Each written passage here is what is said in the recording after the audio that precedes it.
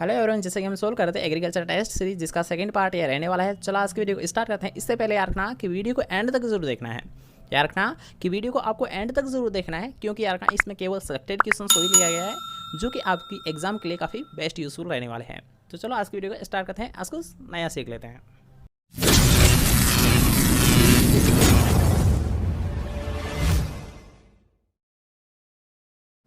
तो आज का हमारा फर्स्ट क्वेश्चन है कि केंद्रीय कृषि विश्वविद्यालय अर्थात यार खान सेंट्रल एग्रीकल्चर यूनिवर्सिटी कहाँ पर स्थित है? जल्दी से कमेंट करिए। नागपुर, इम्फाल, कानपुर या शिलांग? कहाँ पर स्थित है central agriculture university? Nagpur, Imphal, Kanpur या फिर शिलांग? तो इसका राइट आंसर यार खान इम्फाल। कहाँ पर स्थित है यार Khan central agriculture university? Imphal. और इम्फाल कहाँ पर पड़ता है? मणिपुर में। कहाँ पर पड़ता है? मणिपुर में पड़ता है। ठीक है, नेक्स्ट क्वेश्चन है। उससे पहले यार खान कि जो हमारे फर्स्ट टेस्ट सीरीज थे उसमें अच्छी रैंक पर आए हैं, एक है BL मीणा, एक है अंकित यादव, एक है धनंजय, एक है नैना गुप्ता और एक होता है अंकित। ठीक है, ये 4-5 नाम हैं जिन्होंने अच्छे मार्क अचीव किए थे और जिनको टॉप रैंक में शामिल किया गया है।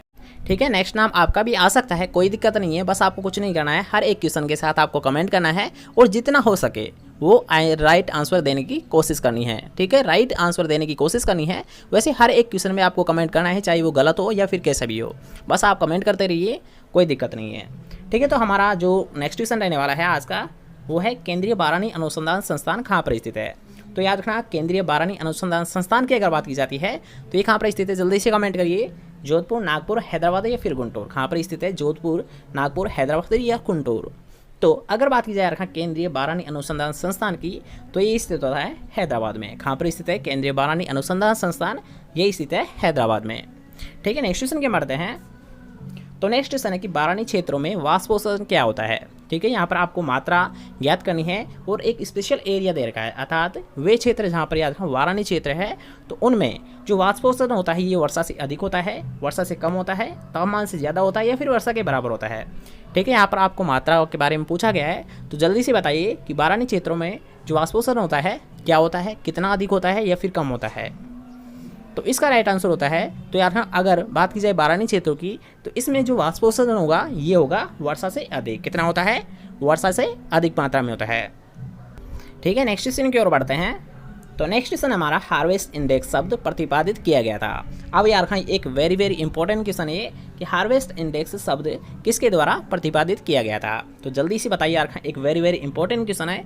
कई बार आपसे एग्जाम में पूछा गया है कि हार्वेस्ट इंडेक्स शब्द किसके द्वारा प्रतिपादित किया गया था? जल्दी से बताइए। डोनाल्ड के द्वारा, आनंद के द्वारा, वाटसन के द्वारा या फिर जुगलर के द्वारा? किसके द्वारा दिया गया था? जल्दी से बताइए कि डोनाल्ड के द्वारा, आनंद के द्वारा, वाटसन के द्वारा या फिर जुगलार के द्वारा? तो यार रखना जो हार्वेस्ट इंडेक्स है ये शब्द प्रतिपादित किया गया था डोनाल्ड के द्वारा। किसके द्वारा किया गया था यार का? डोनाल्ड के द्वारा। ठीक है, मोस्ट इंपॉर्टेंट क्वेश्चन है, इसका आपको विशेष ध्यान रखना है। नेक्स्ट क्वेश्चन की ओर बढ़ते हैं। तो नेक्स्ट क्वेश्चन है हमारा कि केंद्रक के अलावा DNA किस में पाया जाता है? यार रखना क्वेश्चन को सही से समझिए। इसमें पूछा जा रहा है आपसे कि केंद्रक के अलावा जो DNA है ये किस किस में पाया जाता है? तो पहले ऑप्शंस देख लीजिए कि केवल माइटोकॉन्ड्रिया में पाया जाता है, माइटोकॉन्ड्रिया और हरित लवक दोनों में पाया जाता है, केवल हरित लवक में पाया जाता है या फिर किसी में नहीं पाया जाता है? दोबारा से क्वेश्चन को पढ़िए कि केंद्रक के अलावा DNA किस किस में पाया जाता है? तो जल्दी से कमेंट करिए किस किस में DNA देखने को मिलता है? माइटोकॉन्ड्रिया में, हरित लवक में या फिर दोनों में या फिर किसी में नहीं? तो इसका राइट आंसर होता है यार खां कि केंद्र के अलावा जो DNA होता है ये यार खां माइटोकॉन्ड्रिया और हरित लवक दोनों में उपस्थित होता है। ठीक है, केंद्र के अलावा जो DNA है ये माइटोकॉन्ड्रिया और ये हरित लवक इन दोनों में देखने को मिलता है। ठीक है, नेक्स्ट क्वेश्चन है हमारा कि गेहूं में पर्लिंग इंडेक्स ज्ञात करता है। यार खां एक वेरी इंपॉर्टेंट क्वेश्चन है, ये भी एक अच्छा क्वेश्चन बनता है। कई बार आपसे एग्जाम में पूछा गया है कि जो गेहूं में पर्लिंग इंडेक्स किया जाता है इसके द्वारा किसे मेजर किया जाता है? अर्थात दाने की कठोरता ज्ञात करने के लिए, परिपक्वता ज्ञात करने के लिए, शुद्धता ज्ञात करने के लिए या फिर दाने की मुलायमता ज्ञात करने के लिए? जल्दी से कमेंट करिए कि जो गेहूं में पर्लिंग इंडेक्स किया जाता है ये किसके लिए किया जाता है? मुलायमता के लिए, कठोरता के लिए, परिपक्वता के लिए या फिर शुद्धता के लिए? किसके लिए किया जाता है पर्लिंग इंडेक्स? तो इसका राइट आंसर है यार था कि जो गेहूं में पर्लिंग इंडेक्स किया जाता है तो इसके द्वारा मेजर किया जाता है दाने की कठोरता। यार था कि जो गेहूं के दाने होते हैं तो इनकी कठोरता मापने के लिए पर्लिंग इंडेक्स किया जाता है। ठीक है, नेक्स्ट क्वेश्चन की ओर बढ़ते हैं। तो नेक्स्ट क्वेश्चन हमारा एक अच्छा क्वेश्चन है ये भी कि अगर आपसे पूछा जाता है कि टियोसिंटे किसका पूर्वज माना जाता है? जल्दी से कमेंट करिए कि जो टियोसिंटे होता है तो इसे किसका पूर्वज माना गया है? बाजरा का, ज्वार का, मक्का का या फिर सरसों का? टियोसिंटे किसका पूर्वज माना गया है इसको? यार बाजरा, ज्वार, मक्का या फिर सरसों? जल्दी से बताइए। तो इसका राइट आंसर होता है यार जो टीयू सिंटे होता है ये पूर्वज माना जाता है किसका, मक्का का। ठीक है, मक्का का जो पूर्वज है ये माना गया है टीयू सिंटे को। नेक्स्ट क्वेश्चन की ओर बढ़ते हैं। तो नेक्स्ट क्वेश्चन है हमारा कि किस राज्य में बाजरे का सर्वाधिक उत्पादन लिया जाता है। ठीक है, यहाँ पर आपसे पूछा गया है बाजरे के बारे में। तो बाजरे का सर्वाधिक उत्पादन कहाँ पर लिया जाता है, किस राज्य में लिया जाता है। राजस्थान में लिया जाता है, उत्तर प्रदेश में लिया जाता है, कर्नाटक में लिया जाता है या फिर मध्य प्रदेश में लिया जाता है। जल्दी से बताइए कि अगर बात की जाए यार बाजरे का उत्पादन तो इसका सबसे ज़्यादा उत्पादन कहाँ लिया जाता है। जल्दी से बताइए कहाँ पर लिया जाता है। तो इसका राइट आंसर होता है यार बाजरा। जो बाजरा होता है ये होता है राजस्थान में सबसे ज़्यादा। ठीक है, बाजरा के सर्वाधिक जो उत्पादन लिया जाता है ये कहाँ पर लिया जाता है, राजस्थान में लिया जाता है। नेक्स्ट क्वेश्चन की ओर बढ़ते हैं। तो नेक्स्ट क्वेश्चन हमारा सोया प्रदेश किसे बोला जाता है। सोया, तो इसे आप कैसे याद रखोगे इसके लिए मैं बता देता हूँ। सोया अर्थात सोयाबीन। ठीक है, सोया अर्थात सोयाबीन प्रदेश किसे बोला जाता है। अब तो बता दीजिए कि सोया प्रदेश किसे बोला जाता है, मध्य प्रदेश को, उत्तर प्रदेश को, राजस्थान को या फिर महाराष्ट्र को। जल्दी से बताइए कि सोया अर्थात सोयाबीन प्रदेश किसे बोला जाता है। ऐसे भी मान सकते हो आप सोयाबीन का सबसे ज़्यादा उत्पादन कहाँ लिया जाता है, ये भी आपको पता होगा। तो ये क्वेश्चन आप इजीली सोल्व कर सकते हो। तो याद रखना इसका राइट आंसर होता है सोया प्रदेश अर्थात यार सोयाबीन जो प्रदेश है ये माना गया है मध्य प्रदेश को। किसे बोला गया है, मध्य प्रदेश को बोला जाता है। ठीक है, नेक्स्ट क्वेश्चन की ओर बढ़ते हैं। तो नेक्स्ट क्वेश्चन है कि भारत में विकसित धान की प्रथम प्रजाति है अर्थात प्रथम वेराइटी कौन सी है जिसे भारत में डेवलपमेंट किया गया था। जया है, बाला है, पंकज है या जगन्नाथ है। ये जय नहीं है बल्कि जया है। ठीक है, जया, बाला, पंकज या जगन्नाथ कौन सी है धान की प्रथम वेराइटी। तो जल्दी से कमेंट करिए यार भारत में विकसित धान की प्रथम प्रजाति कौन सी है। जया है, बाला है, पंकज या फिर जगन्नाथ है। इसका राइट आंसर है जया है यार कि भारत में विकसित धान की प्रथम प्रजाति कौन सी थी, जया थी। और अगर बात की जाए जया तो इसे मिरेकल राइस के नाम से जाना जाता है। किस नाम से जाना जाता है, जादुई धान अर्थात मिरेकल राइस के नाम से भी जया वेराइटी को जाना जाता है। ठीक है, नेक्स्ट क्वेश्चन की ओर बढ़ते हैं। तो हमारा नेक्स्ट क्वेश्चन है कि भारत में उगाई जाने वाली सबसे पुरानी तिलहनी फसल कौन सी है। यार यहाँ पर आपसे पूछा गया सबसे पुरानी तिलहनी फसल। तो जल्दी से बताइए कि जो सबसे पुरानी तिलहनी फसल है वो कौन सी है। सरसों है, तिल है, अलसी है या फिर नाइजर है। सबसे पुरानी तिलहनी फसल कौन सी है। सरसों है, तिल है, अलसी है या फिर नाइजर है। जल्दी से कमेंट करिए सरसों, तिल, अलसी या फिर नाइजर। तो याद रखना इसका राइट आंसर होता है कि भारत में उगाई जाने वाली जो सबसे पुरानी तिलहनी फसल है वो कौन सी यार तिल। ठीक है, जो तिल होती है ये सबसे पुरानी तिलहनी फसल मानी गई है भारत के लिए। नेक्स्ट क्वेश्चन की ओर बढ़ते हैं। तो हमारा नेक्स्ट क्वेश्चन है कि शक्ति किसकी प्रजाति है। यार रखना कि प्रोटीना और शक्ति। ठीक है, मैं दो वेराइटी यहाँ पर बता देता हूँ कि प्रोटीना और शक्ति किसकी प्रजाति होती है। अगर आपको प्रोटीना भी पता होगा तो ये क्वेश्चन आप इजीली सोल्व कर सकते हो। तो जल्दी से बताइए शक्ति और प्रोटीना किसकी वेराइटी होती है। यार दोनों ही मोस्ट पॉपुलर वेराइटी है, कई बार आपसे एग्जाम में पूछी गई है। तो मक्के की होती है, ज्वार की होती है, गेहूँ की होती है या फिर मूँगफली की होती है। जल्दी से बताइए कि प्रोटीना और शक्ति किसकी वैरायटी होती है। मक्के की होती है, ज्वार की होती है, गेहूं की होती है या फिर मूंगफली की होती है। तो इसका राइट आंसर यार जो शक्ति वैरायटी होती है ये मोस्ट पॉपुलर वैरायटी होती है मक्के की। किसकी होती है, मेज़ की एक उन्नतशील वैरायटी होती है। नेक्स्ट क्वेश्चन की ओर बढ़ते हैं कि कौन सा धान का लाभकारी तत्व है। जल्दी से बताइएगा, यहाँ पर आपसे पूछा रहा है लाभकारी तत्व है किसके लिए, धान फसल के लिए। तो सोडियम होता है, सिलिकॉन होता है, वेनेडियम होता है या फिर आयोडीन होता है। जल्दी से बताइए कि धान के लिए लाभकारी तत्व किसे माना गया है। सोडियम को माना गया है, सिलिकॉन को माना गया है, वेनेडियम को माना गया है या फिर आयोडीन को माना गया है। जल्दी से बताइए। तो अगर बात की जाए धान के लिए लाभकारी तत्व की तो कौन सा होता है, सिलिकॉन। ठीक है, अगर बात की जाए धान के लिए लाभकारी तत्व की तो होता है सिलिकॉन। नेक्स्ट क्वेश्चन है, उससे पहले अगर आपको वीडियो पसंद आ रही तो आपको करना है वीडियो को एक लाइक और चैनल को अभी तक सब्सक्राइब नहीं किया है तो चैनल को सब्सक्राइब जरूर कर लेना और पास के बेल आइकन को दबा देना जिससे जब भी हमारे कोई नई वीडियो अपलोड की जाए तो वो सबसे पहले आपको प्राप्त हो। ठीक है, नेक्स्ट क्वेश्चन की बात करते हैं जो कि एक अच्छा क्वेश्चन बनता है कि नींबू में डायबेक रोग किसके कारण होता है। अर्थात यहाँ किस पोषक तत्व की कमी से होता है नींबू में डायबेक रोग। कॉपर तत्व की कमी से, निकिल की कमी से, जिंक की कमी से या फिर कोई नहीं। अर्थात यार कोई नहीं का यहाँ पर मतलब रखा गया है फिजिकल डिसऑर्डर के बारे में। अर्थात बताइए कि नींबू में जो डायबेक रोग होता है ये किस पोषक तत्व की कमी से होता है। कॉपर की कमी से, निकिल की कमी से या फिर जिंक की कमी से। तो ये होता है यार कॉपर की कमी से। किसकी कमी से होता है नींबू में डायबेक रोग, ये होता है कॉपर तत्व की कमी से। नेक्स्ट क्वेश्चन की बात करते हैं कि लवणीय मृदा का पीएच होता है। तो जल्दी से बताना, आपको यहाँ पर पूछा गया लवणीय मृदा का। ठीक है, लवणीय मृदा के बारे में यहाँ पर पूछा गया है, न कि आपको सारी मृदा के बारे में पूछा गया है।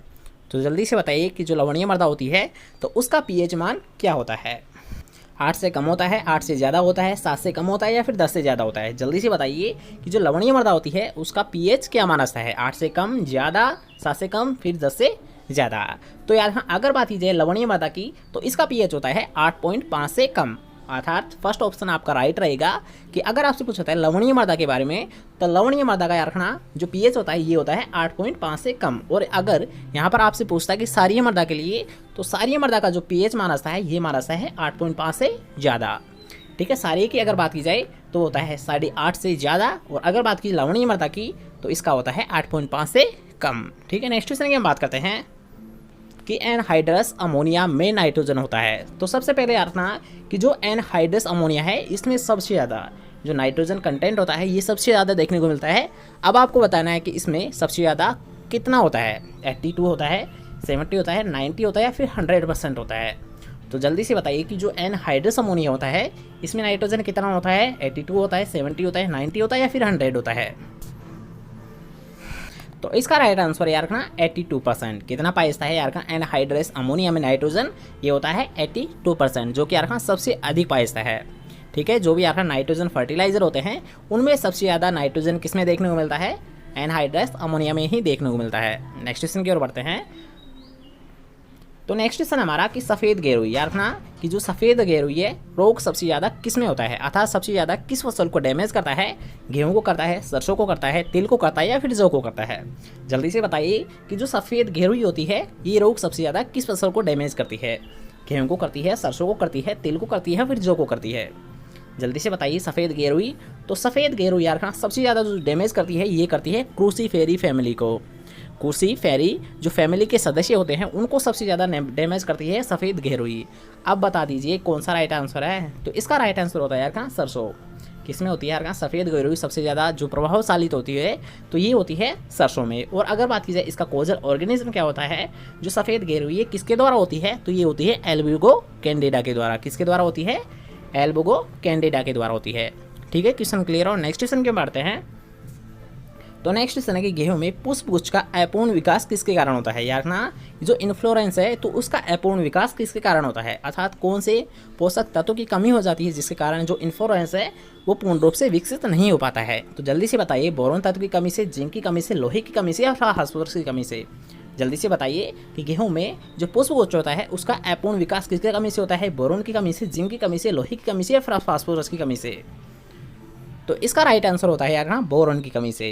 अर्थात यार ना जब पुष्प उसका जो विकास है ये अपूर्ण रह जाता है तो ये जो प्रॉब्लम आती है ये आती है मुख्यतः बोरोन तत्व की कमी से। किसके कारण आती है? बोरोन तत्व है तो इसकी कमी से यार ना ये प्रॉब्लम मुख्यतः देखने को मिलती है गेहूं में। नेक्स्ट क्वेश्चन की ओर बढ़ते हैं।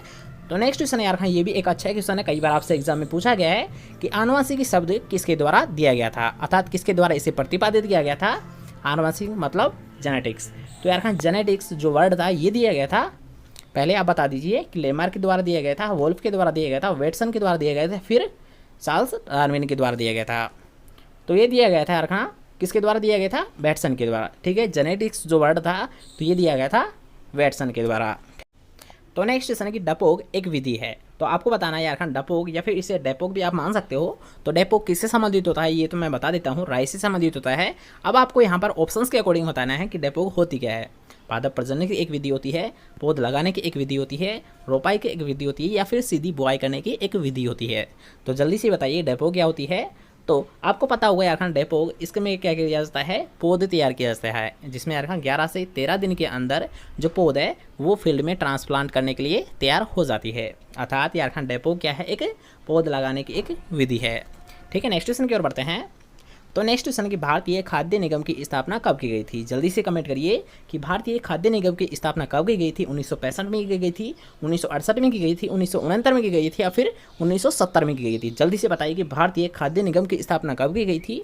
तो इसकी स्थापना की गई थी यार 1965 में। इसका राइट आंसर है 1965। अर्थात यार भारतीय खाद्य निगम की स्थापना की गई थी 1965 में। ठीक है, नेक्स्ट क्वेश्चन की ओर बढ़ते हैं कि कौन से पॉली एम्ब्रायोनिक फल है? यार कौन सा पॉली एम्ब्रायोनिक फल है? अर्थात यार जिसमें बहुभुर्णता पाई जाती है। पॉली एम्ब्रायोनिक मतलब बहुभुर्णता। तो जल्दी से बताइए कि बहुभुर्णता किस फल में पाई जाती है? आम में पाई जाती है, केला में पाई जाती है, अंगूर में पाई जाती है या फिर अमरूद में पाई जाती है? जल्दी से बताइए कि बहुभुर्णता किस फल में पाई जाती है? आम में पाई जाती है, केला में पाई जाती है, अंगूर में पाई जाती है या फिर अमरूद में पाई जाती है? तो जैसा कि अगर आपने पिछली वीडियो हमारी ध्यान से देखी होगी तो उसमें हमने बताया था यार कि आम, नींबू और जामुन, आम, नींबू और जामुन इन तीनों में यार बहुगुणता देखने को मिलती है, अर्थात इसका राइट आंसर है आम। तो आम क्या है, एक बहुगुणता वाला फल है। ठीक है, नेक्स्ट क्वेश्चन की ओर बढ़ते हैं।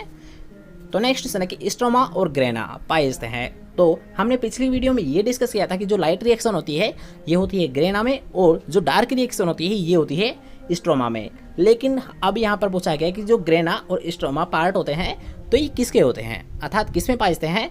तो अगर आपको ध्यान से पढ़ा होगा यार लाइट रिएक्शन और डार्क रिएक्शन कहाँ पर होती है तो ये आप समझ जाओगे। मतलब माइटोकॉन्ड्रिया में होती है, वैक्यूल में होती है, केंद्रक में होते हैं या फिर क्लोरोप्लास्ट में होते हैं। तो जल्दी से बताइए कि स्ट्रोमा और ग्रेना किसके पार्ट होते हैं, माइटोकॉन्ड्रिया के होते हैं, वैक्यूल के होते हैं, केंद्रक के होते हैं या फिर क्लोरोप्लास्ट के होते हैं। तो अगर बात की जाए यार लाइट रिएक्शन और डायरेक्ट रिएक्शन ये क्या होते हैं, फोटोसिंथेसिस की एक क्रिया होती है। मान लीजिए कि फोटोसिंथेसिस की एक क्रिया होती है, इसलिए यार कि जो स्ट्रोमा और ग्रेना किस में पाए जाएंगे, क्लोरोप्लास्ट में पाए जाते हैं। किसके भाग होते हैं यार स्ट्रोमा और ग्रेना, ये होते हैं क्लोरोप्लास्ट के होते हैं।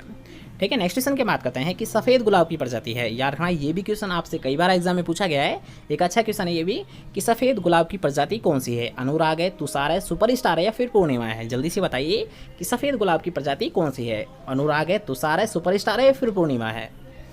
तो अगर बात की जाए सफ़ेद गुलाब की, तो सफ़ेद गुलाब की जो प्रजाति होती है ऑप्शन के अकॉर्डिंग राइट आंसर आपका तुषार, अर्थात यार सफ़ेद गुलाब की प्रजाति कौन सी है, तुषार। ठीक है, नेक्स्ट क्वेश्चन की ओर बढ़ते हैं। तो नेक्स्ट क्वेश्चन है हमारा कि मृदा का पौधे के संबंध में अध्ययन क्या कहलाता है। यार यहाँ पर आपको वर्ड दे रखा है पौधे के संबंध में, जिसे हमने हाईलाइट भी कर रखा है कि मृदा का पौधे के संबंध में अध्ययन क्या कहलाता है, इडेफोलॉजी कहलाता है, पेडोलॉजी कहलाता है, क्लाइमेटोलॉजी कहलाता है या फिर ये कोई नहीं। तो यार मृदा का आपसे पूछा गया संबंध पौधे से। तो अगर आपने ध्यान से पढ़ा हुआ कि हमने बताया था पिछली वीडियो में कि मृदा का, ठीक है, मृदा का उत्पत्ति वर्गीकरण के बारे में अध्ययन किया जाता है, उसे बोला जाता है पेडोलॉजी। लेकिन जब भी यार हम मृदा का पौधे के संबंध में अध्ययन किया जाता है तो उस ब्रांच को बोला जाता है इडेफोलॉजी। यार कि जिस ब्रांच में मृदा का पौधे के संबंध में अध्ययन किया जाता है उसे बोला जाता है इडेफोलॉजी। ठीक है, और अगर मृदा के वर्गीकरण, उत्पत्ति, इनके बारे में अध्ययन किया जाता है उसे बोला जाता है पेडोलॉजी। ठीक है, तो नेक्स्ट क्वेश्चन की ओर बढ़ते हैं। तो नेक्स्ट क्वेश्चन है कि एप्पल किस फल की किस्म है। तो जल्दी से बताइए एप्पल किस फल की वैरायटी होती है, आम की होती है, अमरूद की होती है, अनार की होती है या फिर बेर की होती है। जल्दी से कमेंट करिए कि आम की होती है, अमरूद की होती है, अनार की होती है या फिर बेर की होती है। एप्पल किस फल की किस्म होती है, तो ये होती है यार अमरूद की। किसकी होती है, एप्पल वैरायटी यार ये होती है एक मोस्ट पॉपुलर वैरायटी है जो कि अमरूद की होती है। ठीक है, नेक्स्ट क्वेश्चन की ओर बढ़ते हैं। तो नेक्स्ट क्वेश्चन है हमारा कि राजस्थान में तिल के लिए NPK की मात्रा आवश्यक होती है। यार यहाँ पर आपको स्पेशल एरिया दे रखा है कि राजस्थान में आपके लिए पूछा जा रहा है कि जो तिल के लिए NPK का रेशियो है वो कितना रखा जाता है, अर्थात कितना रिकमेंडेशन दिया जाता है NPK की मात्रा। तो आपको बतानी है NPK की मात्रा। जल्दी से बताइए 20-30-40, 40-30-20, 20-20-0 या फिर 30-30-30। तो अर्थात यार NPK का रेशियो किस मात्रा में दिया जाता है तिल के लिए। तो अब इसका राइट आंसर माना जाएगा यार कि आपको स्पेशली याद रखना है कि जो तिल होती है तो इसको पोटास की मात्रा बिल्कुल भी नहीं दी जाती है, अर्थात यार जो पोटास की मात्रा है ये 0 दी जाएगी, अर्थात आपका राइट आंसर होगा 20-20-0। अर्थात NP ये दोनों दिए जाएंगे 20%, लेकिन जो पोटास होता है इसको बिल्कुल भी नहीं दिया जाता है। ठीक है, नेक्स्ट क्वेश्चन की ओर बढ़ते हैं। तो नेक्स्ट क्वेश्चन है, ये भी एक अच्छा क्वेश्चन है, कई बार आपसे एग्जाम में पूछा गया है कि केले में बंची टॉप है एक। तो बंची टॉप बीमारी किसके द्वारा होती है ये आपको बताना है। जीवाणु के द्वारा होती है, विषाणु के द्वारा होती है, कीट के द्वारा होती है या फिर प्रोटोजोआ के द्वारा होती है। जल्दी से बताइए कि केले में जो बंची टॉप डिजीज है ये किसके द्वारा होती है, जीवाणु के द्वारा होती है, विषाणु के द्वारा होती है, कीट रोग होता है या फिर प्रोटोजोआ के द्वारा होती है। तो यार बंची टॉप डिजीज है ये एक वायरल डिजीज है, किसके द्वारा फैलती है, वायरस के द्वारा फैलती है। ठीक है, नेक्स्ट क्वेश्चन है कि बेर की शीघ्र पकने वाली किस्म कौन सी है। यार आपको यहाँ पर बतानी है अर्ली वेराइटी। ठीक है, बेर की जो अर्ली वेराइटी है उसके बारे में यहाँ पर आपसे पूछा गया है। तो जल्दी से बताइए उमरान होती है, एप्पल होती है, जोगिया होती है या फिर सेब होती है। जल्दी से बताइए कि आपको अर्ली वेराइटी बतानी है और वो किसकी बतानी है, बेर की। तो बेर की अर्ली वेराइटी कौन सी है, उमरान है, एप्पल है, जोगिया है या फिर सेब है। जल्दी से बताइए। तो यार बेर की अगर बात कीजिए शीघ्र पकने वाली वेराइटी की तो वो होती है सेब। ठीक है, सेब किसकी वेराइटी है, एक तो ये भी क्वेश्चन पूछा जाता है कि सेब किसकी वेराइटी होती है। तो यार जो सेब है ये एक अर्ली वेराइटी होती है बेर की। ठीक है, और अगर बात की जाए उमरान की तो ये होती है एक लेट मेच्योरिटी वेराइटी। ठीक है, एक लेट वेराइटी है, लेकिन अगर बात की जाए शीघ्र की तो शीघ्र होती है सेब। ठीक है, नेक्स्ट क्वेश्चन की ओर बढ़ते हैं। तो नेक्स्ट क्वेश्चन है कि राष्ट्रीय सरसों अनुसंधान संस्थान कहाँ पर स्थित है। ये भी एक अच्छा क्वेश्चन है, कई बार आपसे एग्जाम में पूछा गया है कि राष्ट्रीय सरसों अनुसंधान संस्थान कहाँ पर स्थित है। तो जल्दी से बताइए, उदयपुर, जोधपुर, भरतपुर या फिर जबलपुर। कहाँ पर स्थित है राष्ट्रीय सरसों अनुसंधान संस्थान? उदयपुर, जोधपुर, भरतपुर या फिर जबलपुर। जल्दी से बताइए कि राष्ट्रीय सरसों अनुसंधान संस्थान कहाँ पर स्थित है। तो ये स्थित होता है भरतपुर में। कहाँ पर स्थित है यार? सेवर, भरतपुर में स्थित है। राष्ट्रीय सरसों अनुसंधान संस्थान कहाँ पर स्थित है? सेवर, और सेवर कहाँ पर स्थित है? भरतपुर में। ठीक है, नेक्स्ट क्वेश्चन की ओर बढ़ते हैं। तो नेक्स्ट क्वेश्चन यार धान का पुष्पगुच्छ होता है, अर्थात यार धान का जो इन्फ्लोरेंस होता है, पुष्पक्रम होता है, उसे किस नाम से जाना जाता है? स्पाइकलेट के नाम से जाना जाता है, ईयर के नाम से जाना जाता है, पेनिकल के नाम से जाना जाता है, या फिर कैपिटुलम के नाम से जाना जाता है। जल्दी से बताइए कि जो धान का इन्फ्लोरेंस होता है, पुष्पक्रम होता है, पुष्पगुच्छ होता है, उसे किस नाम से जाना जाता है? जल्दी से बताइए, स्पाइकलेट, ईयर, पेनिकल या फिर कैपिटुलम। तो इसका राइट आंसर होता है यार जो धान का पुष्पक्रम होता है, इन्फ्लोरेंस होता है, इसे यार पेनिकल के नाम से जाना जाता है। किस नाम से जाना जाता है? पेनिकल के नाम से जाना जाता है। ठीक है, नेक्स्ट क्वेश्चन की हम बात करते हैं कि राजस्थान में गेहूं की कौन सी रस्ट सबसे अधिक प्रभावित होती है। अर्थात याद रखना कि जो गेहूं का प्रोडक्शन है, ऐसी कौन सी रस्ट है जो कि याद रखना गेहूं के प्रोडक्शन को सबसे ज़्यादा डैमेज करती है, सबसे ज़्यादा नुकसान पहुंचाती है, वो कौन सी रस्ट है। और आपको बताया गया है यहाँ पर राजस्थान के लिए। तो जल्दी से बताइए, राजस्थान में ऐसी कौन सी रस्ट है जो कि यार गेहूं के प्रोडक्शन को सबसे ज़्यादा लॉस पहुँचाती है। तो काली होती है, पीली होती है, भूरी होती है, फिर सफ़ेद होती है। कौन सी रस्ट ऐसी है जो कि यार गेहूं के प्रोडक्शन को सबसे ज़्यादा लॉस पहुँचाती है? तो इसका राइट आंसर यार पीली रस्ट। कौन सी रस्ट होती है? पीली रस्ट होती है यार जो कि राजस्थान के लिए जो गेहूं का प्रोडक्शन होता है, इसे सबसे ज़्यादा लॉस पहुंचाती है।